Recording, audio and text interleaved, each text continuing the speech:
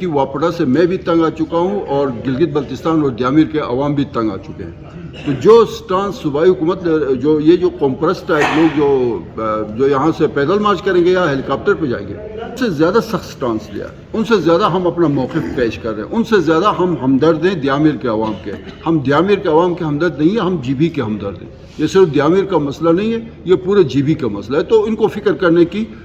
جو بھی کمپرست ہیں یا جو بھی پرست ہیں، ان کو زیادہ پریشان ہونے کی ضرورت نہیں ہے۔ میں ایک چیز آپ کو بتا دوں، یہ جو بھی لوگ بیٹھ کے باہر سے یہ حرکتیں کر رہے ہیں نا، بظاہر تو وہ بڑے ہمدرد لگتے ہیں، لیکن ان کی جو دلی خواہش ہے کہ یہ مسئلہ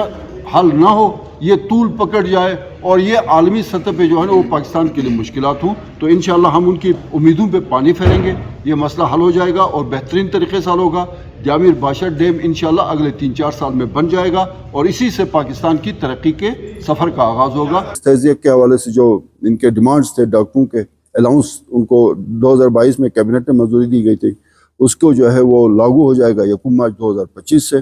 دوسرا، لوکل ہالیڈیز ختم ہو جائیں گی ہیلتھ اور ایجوکیشن ڈپارٹمنٹ سے۔ تیسرا، بارڈر پاس کے حوالے سے سختی کی گئی ہے اور اس میں یہ بھی بتایا گیا کہ اگر وہاں سے کوئی کرمنل ایکٹیویٹی رپورٹ ہو گئی، چاہے وہ بیگنگ کے حوالے سے، ڈرگ ٹریفکنگ کے حوالے سے، یا کوئی بھی ایسی ایکٹیویٹی جس سے پاکستان کی وہاں پہ خدا نخواستہ اس ملک کی بے عزتی ہوتی ہے، تو اس کو جو ہے نا وہ بلیک لسٹ کیا جائے گا اور آئندہ کسی بھی حوالے سے چائنا بارڈر پاس میں وہ کنسیڈر نہیں ہوگا۔ یہ گلگت بلتستان کا جو ہیلتھ ڈپارٹمنٹ ہے، اس میں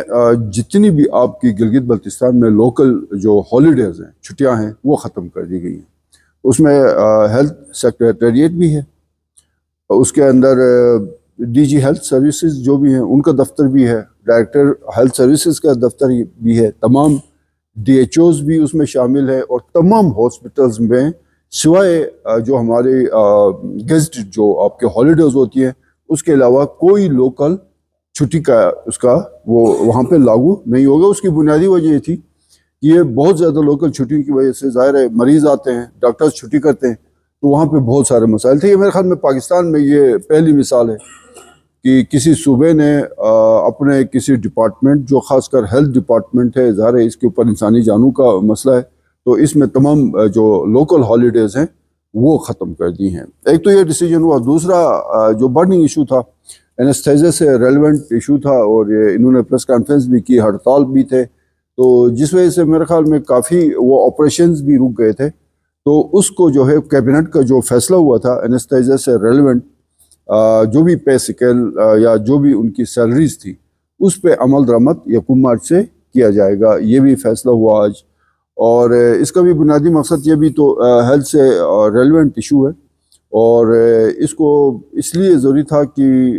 ان کا جینوئن ایشو تھا، کیبنٹ سے وہ فیصلہ ہوا تھا، لیکن اس پہ عمل درآمد نہیں ہو رہا تھا، کسی وجہ سے 2022 سے ایشو چل رہا تھا۔ تو یہ 1 مارچ 2025 سے اینستھیزیا کے لیے جو کیبنٹ نے ان کے لیے جو بھی ان کا الاؤنسز ہیں وہ الاؤ کی ہیں، ان پہ عمل درآمد ہو جائے گا۔ ایک تو یہ آ گیا، اس کے بعد پھر یہ اس کی ڈیٹیل میں نہیں جاتے ہیں، لیکن واٹر یوزرز ایسوسیشن ایکٹ 2024 ہے، جس میں بہت سارے ایشوز جو ہیں پانی کے اوپر جھگڑے ہوتے ہیں، اس کے اوپر بہت مسائل ہیں، واٹر چینلز کے اوپر مسائل ہیں، وہ ایکٹ 2024 اس کی منظوری دی گئی۔ اس کے بعد پھر اس میں ایک اور فیصلہ یہ ہوا ہے کہ یہ جو ہمارا انفارمیشن ٹیکنالوجی کا جو آئی ٹی بورڈ ہے جی بی کا، نیولی اسٹیبلشڈ ہے، اس کے لیے پرائیویٹ سیکٹر سے 4 بندوں کی انڈکشن ہو گئی ہے، اور ان کا بھی کوشش یہ کی گئی ہے کہ وہ جو 4 بندے جن کو انڈکٹ کیا گیا ہے یا جن کو یہاں پہ اس میں لایا گیا ہے، وہ جو ہے ان کی اہلیت اور صلاحیت اور ان کی ریلیونٹ جو بھی ڈگریز ہیں، اس حوالے سے اس کا بڑا خیال رکھا گیا ہے، اور اس کو دیکھا گیا ہے کہ جی بی کے اندر آئی ٹی کا، چونکہ آج کل آئی ٹی کے سارے معاملات چل رہے ہیں، تو اس حوالے سے ایک تو میرے خیال میں اپنا ڈار صاحب ہیں، میں ابھی ان کے ایگزیکٹ میں آپ کو نام بتا دیتا ہوں، اس میں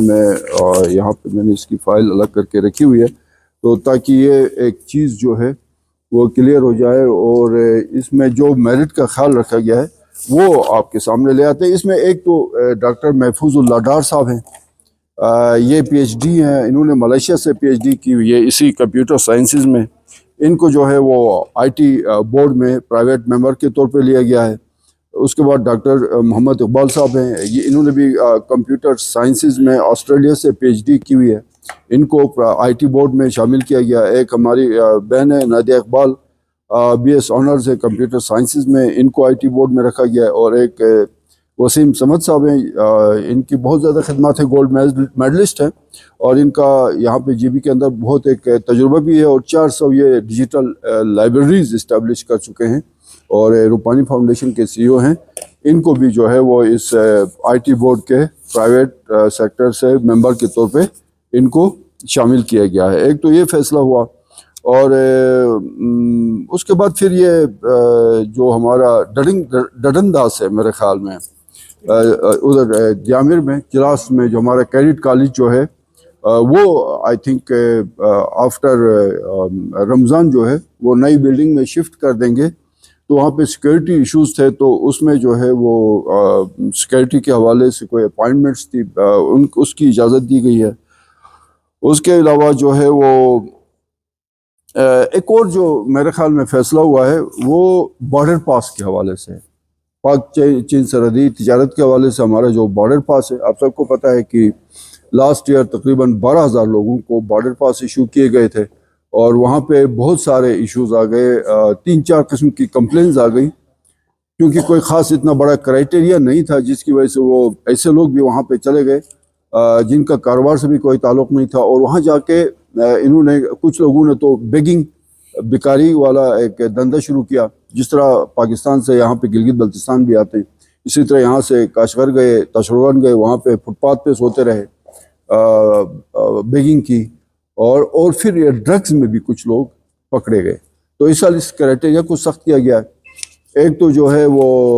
شرط رکھی گئی ہے جس کی کیبنٹ نے آج منظوری دی, ہوم ڈپارٹمنٹ کا یہ ایجنڈا تھا, اس میں جو بارڈر پاس بزنس کلاس کے لیے جو کاروبار کے لیے جانا چاہتا ہے, اس کا جو ہے پورے سال میں اس کا جو بینک سٹیٹمنٹ ہوگا, ایٹ لیسٹ پورے سال میں اس کی جو ٹرانزیکشن ہوگی وہ 50 لاکھ روپے رکھی گئی ہے. وہ ٹرانزیکشن, اگر یہ ایک غلط فہمی پیدا کی گئی تھی پچھلے دنوں کہ اس کے اکاؤنٹ میں 50 لاکھ ہوں گے تو تب بارڈر پاس ایشو ہوگا. اس کو جو ہے میں اس کو کلیئر کر دوں کہ پورے سال میں جو اس کی بینک ٹرانزیکشن ہے, جو اپنے آپ کو ایک کاروباری سمجھتا ہے, وہ 50 لاکھ جو بینک ٹرانزیکشن رکھے گا. ایک تو یہ شرط رکھی گئی ہے. دوسرا جو ہے وہ اس میں انٹری جو ہے, اور پہلے یہی ہوتا تھا کہ آپ سال کے لیے ملٹیپل کا آپ کو بارڈر پاس ملتا تھا, اب آپ کو ہر 6 مہینے کے بعد, یہ 6 مہینے کے لیے ویلڈ ہوگا, اور پھر اگلے 6 مہینے کے لیے اس کو آپ دوبارہ سے جا کے اپنا بارڈر پاس بنوائیں گے. اور اس میں آفیسرز کے لیے سنگل انٹری ہوگی, اور اس کے علاوہ وزٹرز کے لیے جو جسٹ کاروبار کے علاوہ گھومنے کے لیے جاتے ہیں ان کے لیے بھی سنگل انٹری ہوگی. پھر فیسیں رکھی گئی ہیں 16,000 سے لے کے 4,000 تک. جمر والا ایشو آپ کو پتہ ہے, اس میں 3 کمیٹیاں کام کر رہی ہیں. ایک فیڈرل کمیٹی ہے جس کو چیئر کر رہے ہیں امیر مقام صاحب, اور جو اویس احمد خان لغاری صاحب ہے. اویس احمد خان لغاری صاحب جو ہے وہ اس کے واٹر ریسورسز اور اس کے منسٹر ہیں, اور امیر مقام صاحب ہمارے کشمیر افیئرز اور جی بی کو دیکھتے ہیں. پھر چیف منسٹر اس میں ممبر ہیں, چیف سیکریٹری ممبر ہیں, اور کشمیر افیئرز کے سیکریٹری اس میں ممبر ہیں. ایک یہ کمیٹی امیر مقام صاحب ریسنٹلی آئے تھے, بدقسمتی سے وہ ڈائلاگ کوئی اتنے بہتر طریقے سے آگے نہیں بڑھے. اس کے علاوہ صوبائی لیول پہ 2 کمیٹیاں ہیں. ایک منسٹریل لیول کی کمیٹی ہے وزراء پہ مشتمل, جس کو لیڈ کر رہے ہیں شمس لون صاحب, اور انشاءاللہ ساتھ میں پھر وہ سیکٹریز لیول کی ایک کمیٹی ہے, ایڈمنسٹریٹیولی اس کو لک آفٹر کریں گے, وہ ایڈیشنل چیف سیکریٹری مشتاق صاحب اس کو ہیڈ کر رہے ہیں یا اس کے چیئرمین ہیں. تو 3 کمیٹیاں اس وقت بیک وقت کام کر رہی ہیں اس کے اوپر. انشاءاللہ یہ کمیٹی ابھی کیبنٹ میٹنگ تھی, تو ہماری جو کمیٹیز ہیں وہ جا کے جو بھی وہاں پہ دھرنے کے کور کمیٹی ہے ان کے ساتھ مذاکرات کریں گے. فیڈرل کمیٹی سے بھی آج بھی کیبنٹ میٹنگ سے پہلے سیم صاحب آن لائن تھے وہاں پہ, اسی حوالے سے جو فیڈرل نے جو کمیٹی کنسٹیٹیوٹ کی ہے اس کے ساتھ میٹنگ تھی. اس کے بعد ابھی ہماری کمیٹیز کام شروع کریں گی. تو ظاہر ہے یہ ایشو اس کو جو ہے وہ جس ممکن حد تک فیڈرل اور صوبائی حکومت کر سکتی تھی, اس کو سیریس بھی لے رہے ہیں اور اس کے اوپر مذاکرات بھی کر رہے ہیں. اور اس میں جتنے ممکن ہے ظاہر ہے ان کے مطالبات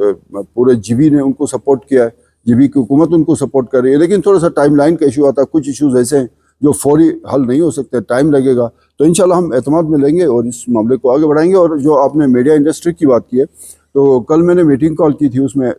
سارا جو ہے انفارمیشن ڈپارٹمنٹ کے جو بھی سیکرٹری صاحب بھی بیٹھے ہوئے تھے اور ڈپٹی ڈائریکٹر اور ڈی ایس پی، ہم نے بیٹھ کے کوئی 2.5 گھنٹے کی کل میٹنگ کی، اور اس میں فیصلہ یہ ہوا ہے کہ وہ آپ کا جو ایڈورٹیزمنٹ پالیسی 2024 ہے، اس کا آج میں جب اس کیبنٹ میٹنگ سے آنے سے پہلے وہاں پہ ہمارے ڈائریکٹریٹ میں اسی ڈرافٹ کے اوپر آج فائنل کر رہے ہیں اس کو. اس کے بعد جب میرے پاس وہ نوٹ کی شکل میں واپس آئے گا سارے پروسیس کے بعد اگلے 3-4 دن میں جی بی این ایس کے جتنے بھی ریلیونٹ فورمز ہیں، جی بی این ایس کے جتنے بھی ہمارے دوست ہیں، ان کو ہم بلائیں گے اور ان کے ساتھ وہ ڈرافٹ ہم شیئر کریں گے. ان کی طرف سے جو بھی تجاویز آئیں گے ایڈیشن ڈیلیشن کر کے اگلی کیبنٹ میٹنگ تک ہم اس کو بھی، اور کوشش ہماری یہ ہے کہ ڈیجیٹل میڈیا پالیسی کو بھی، اور ساتھ میں جو ایکریڈیشن پہ بھی کل میں نے سختی سے کہا کہ ایکریڈیشن کا یہ ایشو ہے جو